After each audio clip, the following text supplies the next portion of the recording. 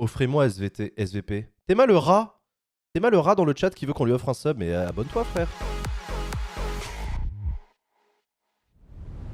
D'ailleurs, que penses-tu des sondages? Écoute, ça tombe bien que t'en parles parce que figure-toi que regarde un article sur le sujet. Putain, mais il est incroyable ce stream. Moi, je vais claquer mon prime. Hein. Élection présidentielle 2022, les sondages juges de paix de la pré-campagne. Départage entre candidats, rapport de force, émergence de personnalité. Les primaires étant déjà passées de mode, les enquêtes d'opinion sont devenues le principal arbitre de la vie politique. Ce sont à la fois les arbitres et les stars incontournables de cet automne, les instruments par lesquels la plupart des familles politiques opposées à Emmanuel Macron entendent déterminer leur leadership pour l'élection présidentielle de 2022. À 6 mois du premier tour, les sondages occupent une place prépondérante dans la campagne présidentielle, avec un risque, celui de créer des bulles sondagières surestimant certains scores, disqualifiant d'autres candidats et influençant ainsi le vote des Français. Le contexte est inédit et marque une sorte de retour en arrière. Seuls les écologistes ont désigné leur candidat par le truchement d'une primaire ouverte. C'est plus à la mode les primaires. Il n'y a que les écolos qui en ont fait une. Les autres formations ont en effet abandonné cette méthode, prenant ainsi le contre-pied du scrutin présidentiel de 2017, où ce mode de décision avait été adopté non seulement par Europe Écologie Les Verts, mais aussi par le PS et par les Républicains. Ces deux familles politiques ont gardé un souvenir amer de cette expérience. En l'absence de primaires ou d'autres systèmes, alors que les partis sont affaiblis dans l'opinion et ne peuvent plus porter à eux seuls une candidature, les sondages sont désormais devenus les maîtres étalons pour jauger la personne la mieux placée. À ce petit jeu des prédictions, la gauche ne cesse d'observer ces thermomètres de l'opinion. Parfois au jour le jour, avec pas moins de 7 candidats sur la ligne de départ, les intentions de vote sont au centre de toutes les attentions. Leurs moindres oscillations sont guettées pour peser dans les rapports de force et entraînent des retraits derrière le mieux placé. Le premier match sondagier concerne la candidature du Parti Socialiste, Anne Hidalgo et Yannick Jadot. Les deux sont au coude à coude, mais la maire de Paris décroche depuis 2 semaines. Les écolos ne cachent pas leur volonté de pousser leur avantage pour obtenir un retrait de la candidature de Madame Hidalgo. Au PS, on se rassure comme on peut. Je ne crois pas au sondage, martèle le premier secrétaire Olivier Faure. Laurent Baumel, secrétaire national aux relations extérieures du PS, reconnaît que la question du sondage pèsera dans la perspective d'un rassemblement socialo-écolo. La seconde bataille où les enquêtes sont brandies en étendard est celle du vote utile à gauche. Les cadres de la France Insoumise, sur la base d'une succession d'enquêtes Harris interactives,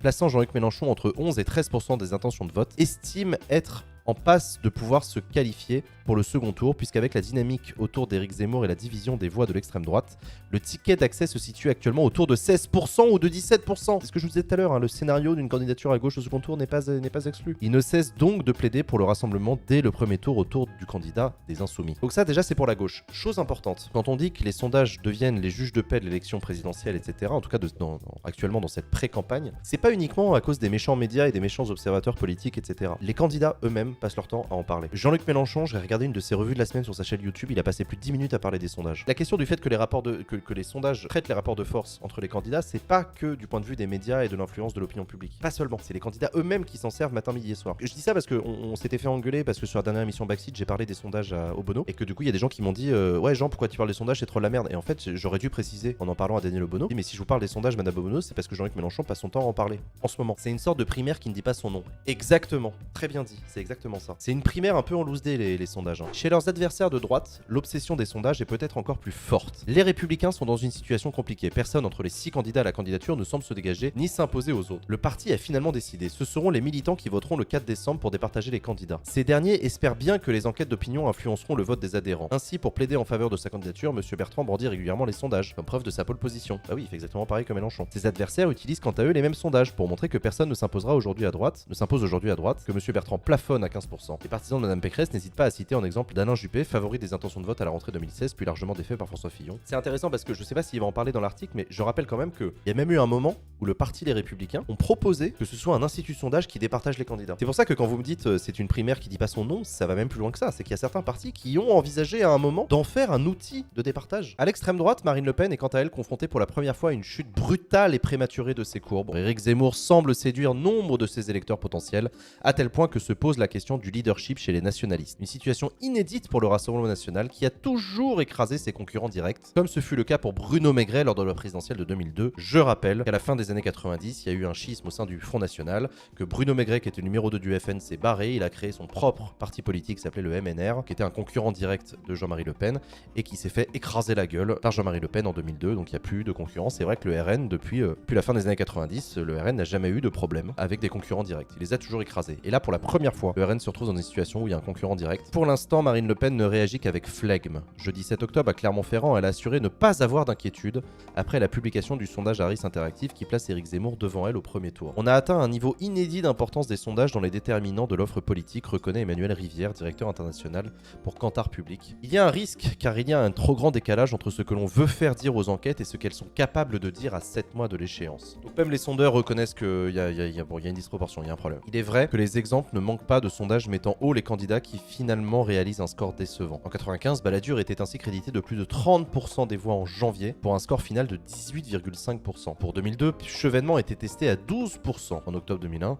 pour un résultat final de 5,3%. Surtout, le Premier ministre socialiste Lionel Jospin était donné comme qualifié au second tour, ce qui a permis une dispersion des voix à gauche, expliquant en partie la qualification de Jean-Marie Le Pen face à Jacques Chirac. Dans une tribune publiée par Libération, les universitaires et spécialistes des sondages Alexandre Désé et Michel Lejeune rappellent que si l'on se base sur les sondages réalisés par l'IFOP et la Sofres 6 mois avant les élections présidentielles de 65 à 2002, les résultats publiés n'ont correspondu aux résultats réels que dans 2 cas sur 16. À ce stade, les personnes interrogées sont évidemment encore très incertaines en ce qui concerne leur éventuelle participation à l'élection présidentielle, mais également sur le choix de leur candidat. Le risque est donc bien de créer des dynamiques politiques factices ou au moins exagérées à un moment décisif, celui de la désignation des candidats. Le schéma est connu, un sondage donne un résultat surprenant. C'est repris par une grande partie des médias, créant ainsi un fait politique autour duquel le débat s'articule pendant plusieurs jours. C'est ce que beaucoup dénoncent autour des enquêtes, plaçant Éric Zemmour aux portes du second tour avant que le polémiste, dont la dynamique est indéniable, d'autant qu'il ne s'est toujours pas déclaré candidat officiellement. On est sur un emballement dont l'origine se trouve dans les sondages, souligne M. Rivière, qui nuance la comparaison avec 95 et 2002. Entre-temps, l'affiliation partisane a dégringolé. Il y a une plus grande volatilité, donc une plus grande influence des sondages. Ils sont désormais un rôle d'arbitre. La responsabilité pour les instituts qui réalisent ces enquêtes et les médias qui les reprennent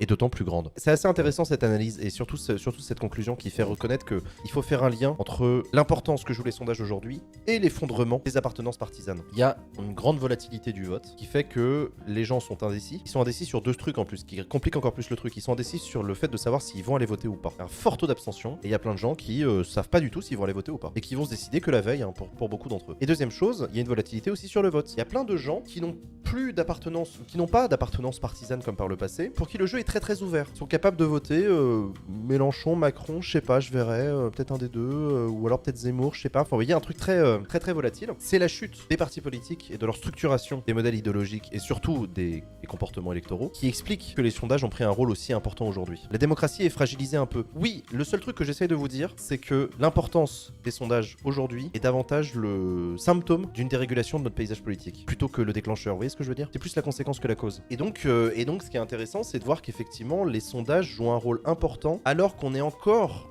dans une phase de la présidentielle, ce qu'on appelle la pré-campagne, qui est une phase de sélection des candidats. Et j'ai pas de souvenir de bons sondages même en 2017. Ça dépend de ce que tu lis dans un sondage. C'est exactement ce que dit d'ailleurs le sondeur dans l'article. Il dit le problème des sondages, c'est qu'il y a plein de gens qui veulent leur faire dire ce qu'ils ne disent pas. Il y a un trop grand décalage entre ce que l'on veut faire dire aux enquêtes et ce qu'elles sont capables de dire. Si vous pensez qu'un sondage prédit l'avenir, vous êtes certain de vous planter. Ils ne prédisent pas l'avenir, mais ils disent quelque chose. Voilà.